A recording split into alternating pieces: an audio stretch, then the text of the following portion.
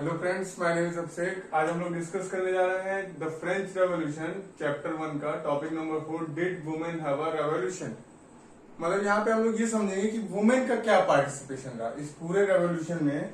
Women का participation क्या रहा और कितना रहा, उन्हें किस तरह से राइट्स मिले, क्या उन्होंने रेवोल्यूशन में उनका भी कुछ पार्टिसिपेशन था, कुछ उन्होंने भी किया। इन सारी चीजों को इस टॉपिक में समझेंगे। टॉपिक नंबर 4 में ये पूरा वुमेन से रिलेटेड है। That did women have a revolution, इस रेवोल्यूशन में उनका क्या पार्ट रहा। तो सबसे पहले बात कर लेते हैं कि वुमेन का कंडीशन क्या था फ्रांस में। Most women of third state have to work for a living. काम करती थी, छोटे मोटे काम करती थी, जैसे कि एज अ सर्वेंट काम करना, लॉन्ड्री में काम करना, उसके बाद जो है कि फ्लावर्स की शॉप पे काम करना, फ्रूट्स की शॉप पे काम करना, इस तरह के काम करती थी वो लोग, थर्ड स्टेट की वुमेन। तो most women of third state has to work for a living. कैसे? They work as laundresses, sold flower, fruits and vegetable at the market और एज अ डोमेस्टिक सर्वेंट, मतलब बड़े लोगों के घर में एज अ सर्वेंट काम करना, जो पैसे वाले लोग थे। और the houses of prosperous people, ये थर्ड स्टेट के वुमेन की स्थिति थी। अगर एजुकेशन की बात करें तो नोबल्स जो थे, नोबल्स की जो डॉटर थी या वेल्दियर मेंबर जो थे, जो रिच मेंबर थे, उन्हीं की जो घर की महिलाएं, जो वुमेन है थर्ड स्टेट की, वही सिर्फ स्टडी कर पाती थी, वही जो है पढ़ाई कर पाती थी कॉन्वेंट स्कूलों में।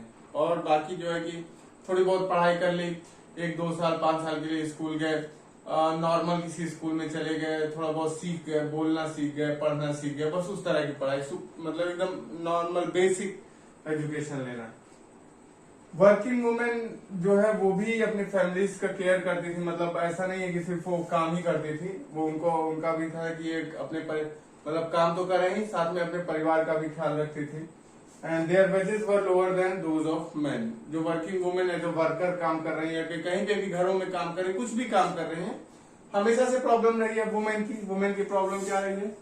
जब हम लोग वुमेन और मेन को कंपेयर करते हैं तो वेज के मामले में वुमेन का ज्यादा रहता है और वुमेन का कम रहता है और मैन का ज्यादा रहता है। ये आज भी ये प्रॉब्लम है। अब बॉलीवुड से लेकर के एक वर्कर तक देख लीजिए, किसी की मतलब आपको जहां लगे कि वुमेन एम्पावर्ड है, मतलब एक गवर्नमेंट जॉब को छोड़ के, ठीक है, तो there wages were lower than those of men. आदमियों से इनका वेज का मतलब होता है रिम्यूनरेशन, जो भत्ता होता है मेहनताना, वो कम मिलता था जब हम लोग कंपेयर करते किससे? मेन से। अब वुमेन की सिचुएशन बहुत ज्यादा तो अच्छी नहीं थी, बट वो धीरे धीरे वो भी एम्पावर्ड हो रही थी इस रेवोल्यूशन में। चाहे वो 1789 का हो, 91 में हो, कॉन्स्टिट्यूशनल मोनार्की बने, रिपब्लिक बने, नेपोलियन का टाइम है, तब भी। तो क्या हुआ? Women started their own political clubs and newspapers, अपने पॉलिटिकल क्लब। और ये क्या बताता है कि वुमेन क्या हो रही है? एम्पावर्ड हो रही है। अपने पॉलिटिकल क्लब्स फॉर्म कर लेना, न्यूज़पेपर जो है कि ले आना, तो वो एम्पावर हो रही है।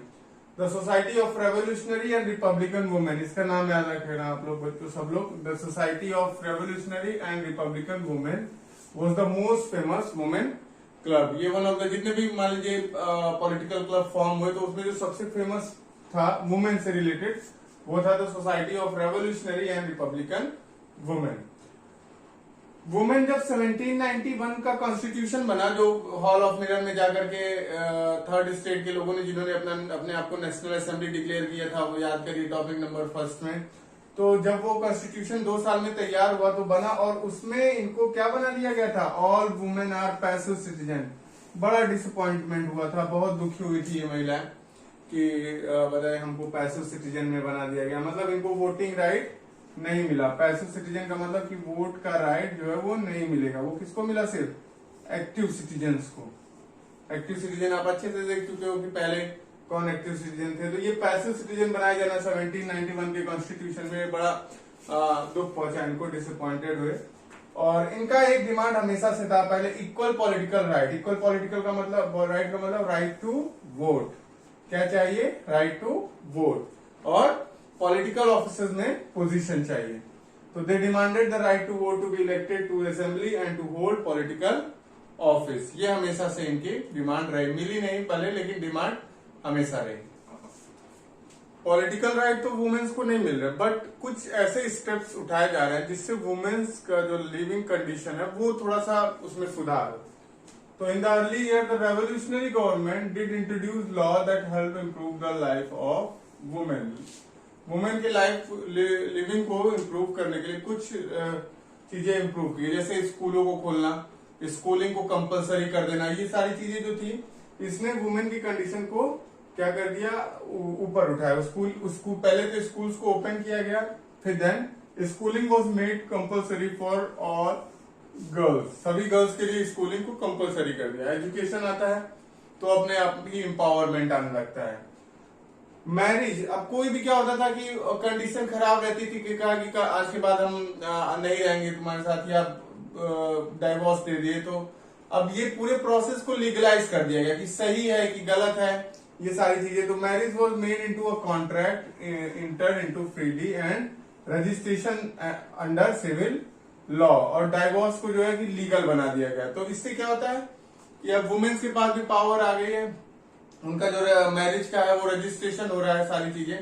तो कभी भी मैरिज को लेकर के, शादी को लेकर कोई अगर लॉ इंट्रोड्यूस होता है समाज में कभी भी कि दुनिया के किसी देश में, तो उससे महिलाओं की स्थिति क्या होती है, वुमेन्स की सिचुएशन वो अपलिफ्ट होती है, वो एम्पावर्ड होती है। क्यों? इससे क्या होता है कि जो मैरिज वाला सिस्टम होता है उसमें होता ये है कि मैरिज में हमेशा जो एक्सप्लॉयटेशन होता है वो वुमेन का होता है। मेन एक से ज्यादा शादी कर लिए, कभी भी छोड़ दिए, डिपेंडेंट रहती है महिलाएं पुरुषों पे शादी करने के बाद ज्यादातर केसेस में। तो अगर उसको लीगलाइज किया गया है, उसको रजिस्टर्ड किया गया अंडर सिविल लॉ, तो इसका मतलब कि उनकी सिचुएशन को, वुमेन की सिचुएशन को सही किया गया है। उसके बाद women could now train for job के लिए उनको जो है कि ट्रेनिंग मिलने लगे, और अब वो आर्टिस्ट बन सकते हैं या तो स्मॉल बिजनेसेस को रन करा सकती हैं। मतलब अब इनका एम्पावरमेंट सोसाइटी में हो रहा है। बस पॉलिटिकल राइट नहीं मिल रहा है, लेकिन जो पहले सिचुएशन थी सोसाइटी में उससे वो एम्पावर्ड हो रहे हैं, अपलिफ्ट हो रहे हैं। नाउ रेन ऑफ टेरर याद है ना, Jacobian rule, reign of terror, Maximilian भाई साहब, रॉबेस्पियर भाई साहब का जो रूल था, उसमें वो उनको तो सबसे प्रॉब्लम थी, वो क्योंकि सबको कंट्रोल में करना चाह रहे हैं।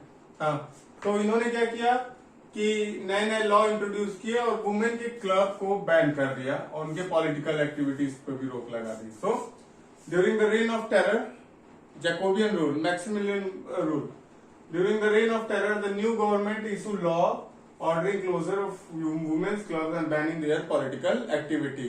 उनको सबको जिस तरह से रोक रहे उस तरह से वुमेन को भी रोका उन्होंने, उनकी भी एक्टिविटीज पे रोक लगाए। उसमें से क्या हुआ कि जो प्रोमिनेंट थी, रेवोल्यूशनरी टाइप की वुमेन थी, उन्होंने लड़ा तो उनको क्या कर लिया गया, अरेस्ट कर लिया गया और बहुत सारे को जो है कि एग्जीक्यूट कर दिया गया। गिलेटाइन कितना होता था उस टाइम पे, बाद में उनको खुद जो है गिलेटाइन कर दिया गया। तो बहुत सारे जो प्रोमिनेंट वुमेन थी जो लीड कर रही थी, जो दब नहीं रही थी, उनको अरेस्ट कर दिया गया, उनको फिर एग्जीक्यूट कर दिया गया, मार दिया गया, उनको फांसी पे लटका दिया गया। तो ये था वुमेन का सिचुएशन रेन ऑफ टेरर में। उसके बाद जो फाइट था वोट के लिए वुमेन का, इसको क्या बोला गया, international suffrage movement. Suffrage movement का मतलब होता है कि everyone have the right to vote, मतलब सबको मत का अधिकार है, वोट का जो है कि राइट है। तो international suffrage movement 1920th century में चला ये वुमेन के वोट के लिए। पहले तो नहीं मिल पाया, मतलब 18th सेंचुरी में भी नहीं मिल पाया और 19th सेंचुरी में मिलने लगा। लेकिन फाइनली जो फ्रांस में जो है कि वुमेन को वोटिंग राइट मिला 1946 में, मतलब इंडिया को जब इंडिपेंडेंस मिली उसके एक साल पहले। तो it was finally in 1946 that women in France won the right to vote. तो ये था टॉपिक नंबर 4। और आपने जो है कि पूरे फ्रेंच रेवोल्यूशन में वुमेन की क्या कंडीशन थी, did women have a revolution, उनको क्या वो एम्पावर्ड हुई कि नहीं हुई, और हुई तो कैसे हुई, और क्या पॉलिटिकल राइट मिले कि नहीं मिले, ये सारी चीजें आप लोगों ने इस टॉपिक में देख ली। तो ये था टॉपिक नंबर 4 चैप्टर नंबर 1 का, did women have a revolution. अगर आपको वीडियो अच्छा लगा लाइक करिए, सब्सक्राइब करिए, शेयर करिए। Take care, good bye.